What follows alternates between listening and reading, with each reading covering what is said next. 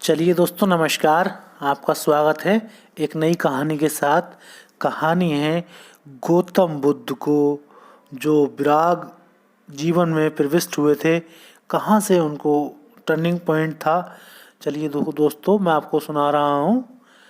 बुद्ध के बारे में तो आपने सुना ही होगा।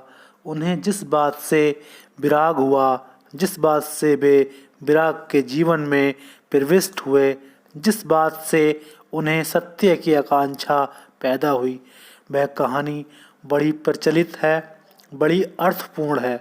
उनके माँ बाप ने बचपन में ही उनको कहा गया कि यह व्यक्ति या तो बहुत बड़ा सम्राट होगा, चक्रवर्ती होगा, या बहुत बड़ा सन्यासी होगा। उनके पिता ने सारी व्यवस्था की, उनकी सुख सुविधा की कि उन्हें कोई दुख दिखाई भी ना पड़े, जिससे कि सन्यास पैदा ना हो। उनके पिता ने उनके लिए मकान बनवाए। उस समय की सारी कला और कौशल सहित उन्होंने सारी व्यवस्था की। बगीचों की, हर मौसम के लिए अलग भवन बनवाए और आज्ञा दी परिचालकों को कि एक भी मुरझाया हुआ फूल भी गौतम को दिखाई ना पड़े, सिद्धार्थ को दिखाई ना पड़े। उसे यह ख्याल ना आए कि कहीं फूल मुरझा जाता है तो मैं भी ना मुरझा जाऊं। वो रात उनके बगीचे से सारे मुरझाए हुए फूल और पत्ते अलग कर दिए जाते थे। जो पेड़ थोड़े भी कमज़ोर होते थे, वे उखाड़ कर अलग कर दिए जाते थे। उनके आसपास युवक और युवतियां इकट्ठी थीं। कोई बुद्ध नहीं प्रवेश पाता था। कहीं सिद्धार्थ को यह विचार न उठाए कि लोग बूढ़े हो जाते हैं, कहीं मैं तो बूढ़ा ना हो जाऊंगा। जब तक वे युवा हुए, उन्हें पता नहीं था कि मृत्यु भी होती है। उन तक कोई खबर मृत्यु की नहीं पहुंचाई जाती थी। उनके गांव में लोग मरते भी हैं, इससे उन्हें बिल्कुल अपरिचित रखा गया। कहीं उन्हें यह चिंतन पैदा ना हो जाए कि लोग मरते हैं तो मैं भी कहीं मर ना जाऊं। मैं चिंतन का मतलब समझ रहा हूँ। चिंतन का मतलब यह है कि चारों तरफ जो घटित हो रहा है उस पर विचार करिए।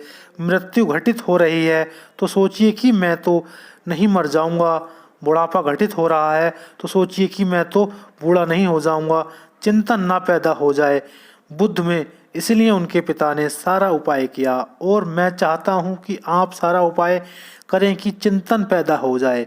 उन्होंने उपाय किया कि चिंतन पैदा ना हो जाए, लेकिन चिंतन पैदा हुआ। एक दिन बुद्ध गांव से निकले और राह पर उन्होंने देखा एक बूढ़ा आदमी चला आता है। उन्होंने अपने सारथी को पूछा, इस आदमी को क्या हो गया? ऐसा आदमी भी होता है क्या?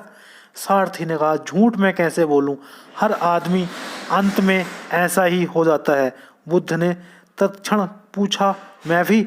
उस सारथी ने कहा, भगवान, झूठ मैं कैसे कहूँ, कोई भी अपवाद नहीं है। बुद्ध ने कहा, वापस लौट चलो, मैं बूढ़ा हो गया। बुद्ध ने कहा, वापस लौट चलो, मैं बूढ़ा हो गया। अगर कल हो ही जाना है तो बात समाप्त हो गई। इसको मैं चिंतन कहता हूँ।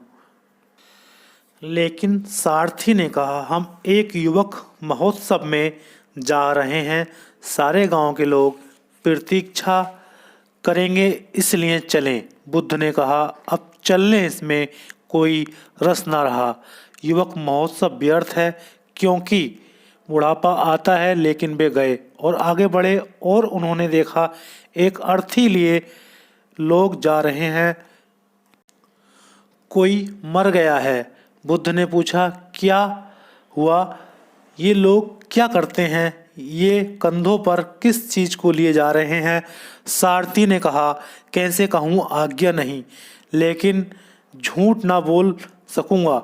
यह आदमी मर गया है। एक आदमी मर गया है, उसे लोग लिए जाते हैं। बुद्ध ने पूछा, मरना क्या है?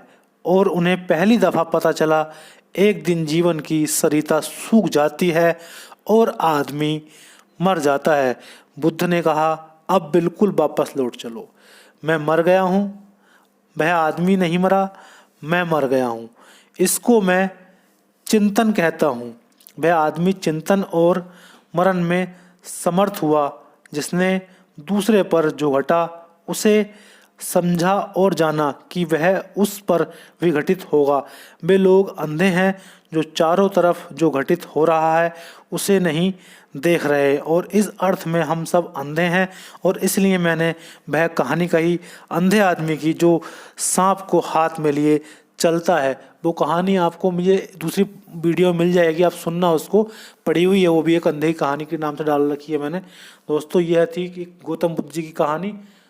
कैसी लगी आपको, अच्छी लगी हो तो शेयर करना ना भूलें, सब्सक्राइब जरूर करते हुए चलें। बहुत बहुत धन्यवाद। अगली कहानी में फिर मिलेंगे आपसे, जब तक के लिए बाय बाय, धन्यवाद, ध्यान रखिए अपना।